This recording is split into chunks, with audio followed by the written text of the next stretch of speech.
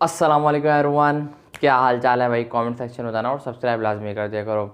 खैर, आज मैं बात करने वाला हूँ एक ओप्पो के एक अपकमिंग स्मार्टफोन के बारे में। बेसिकली रेनो सीरीज़ का स्मार्टफोन होने वाला है। जी हाँ भाई, मैं बात करने वाला हूँ ओप्पो रेनो 12 के बारे में। ना सिर्फ ओप्पो रेनो 12 होगा, बल्कि और भी कई स्मार्टफोन आपको इस सीरीज़ के अंदर देखने को मिलेंगे। जैसे कि पहला होगा ओप्पो रेनो 12, जिसको पर आज की वीडियो डेडिकेटेड होने वाली है। दूसरा होगा 12F, 12 प्रो। ये तीन फ़ोन आपको देखने को मिलेंगे, 12, 12F, 12 प्रो। 12F और 12 प्रो के बारे में फिर किसी और दिन बात करेंगे। आज की वीडियो डेडिकेटेड होने वाली है ओप्पो रेनो 12 के ऊपर। ये स्मार्टफोन चाइना की मार्केट के अंदर लॉन्च हो चुका है।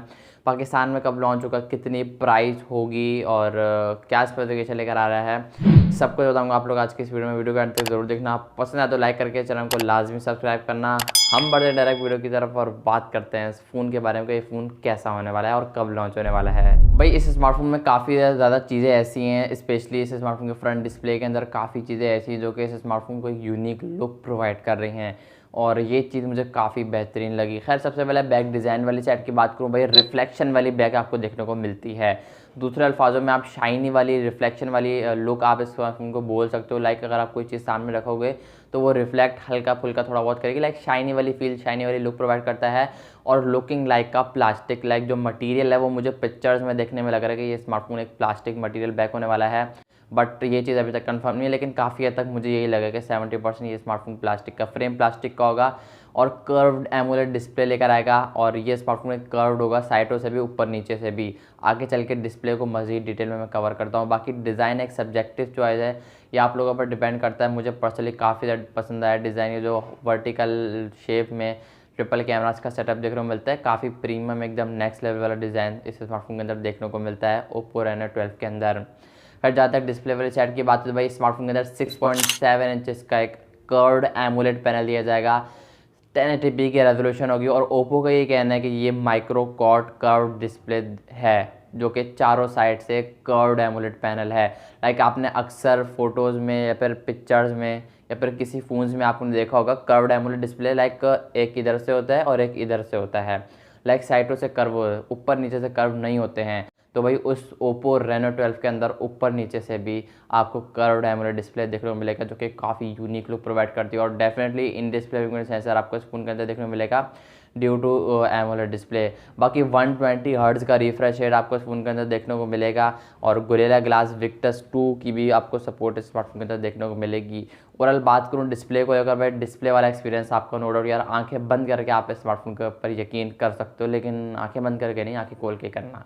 खैर, ये स्मार्टफोन एंड्रॉयड 14 के साथ आएगा। साथ ही ओप्पो का latest operating system colour OS 14.1 के साथ आएगा।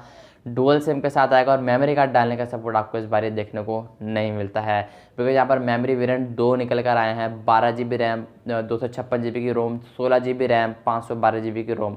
लेकिन ये जो 16/512 वाला है ना, ये अभी तक कंफर्म नहीं हो गई ये स्मार्टफोन पाकिस्तान इस वेरिएंट के साथ लॉन्च होगा या नहीं होगा। ये जो 12 GB रैम, 256 GB रोम वाला वेरिएंट है ना, ये कंफर्म है कि ये स्मार्टफोन, ये वेरिएंट पाकिस्तानी मार्केट के अंदर डेफिनेटली लॉन्च होगा। हार्डवेयर वाली साइड की बात करूँ, परफॉर्मेंस वाली साइड की बात करूँ तो भाई यहाँ पर मीडियाटेक की तरफ आने वाला डायमेंसिटी सीरीज़ का बेसिकली काफ़ी तगड़ा प्रोसेसर लगाया गया है। यहाँ पर मैं मेंशन कर दूंगा, आई थिंक सो कि 8256 कुछ इस टाइप का लगाया गया, मेरा नाम जहन में नहीं आ रहा है। ओवरऑल काफ़ी बेहतरीन प्रोसेसर है। और मीडियाटेक डायमेंसिटी 800 सीरीज़ का कुछ लगाया, मुझे इतना ज़्यादा आई थिंक सो कि 8256 वाला प्रोसेसर लगाया गया है, जो कि परफॉर्मेंस वाले साइड की बात करूँ तो भाई बेहतरीन यहाँ पर परफॉर्मेंस निकाल कर देता है। डे टू डे टास्क को बेहतरीन संभाल ही लेगा। डेफिनेटली ये फ़ोन एक गेमर को टारगेट करने वाला है, तो डे टू डे टास्क के लिए, मीडिया कंज्यूमिंग के लिए तो ये फ़ोन है ही है।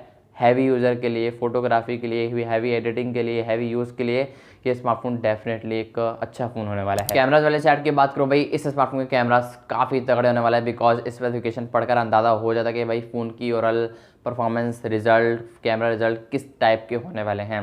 बैक टू ट्रिपल कैमरास का सेटअप देखने को मिलेगा। 50 का मेन है, 50 का आई थिंक उसका टेलीफोटो लेंस है, 8 मेगापिक्सल का एक अल्ट्रा वाइड सेंसर देखने को मिलता है। फ्रंट पे आपको कटआउट पंच होल देखने को मिलेगी, मिड पंच होल, उसके अंदर 50 मेगापिक्सल की सेल्फी का सपोर्ट देखने को मिलेगा। फ्रंट एंड बैक ये स्मार्टफोन दोनों से 4K 30 FPS तक बैक से मैक्सिमम शूट करता है।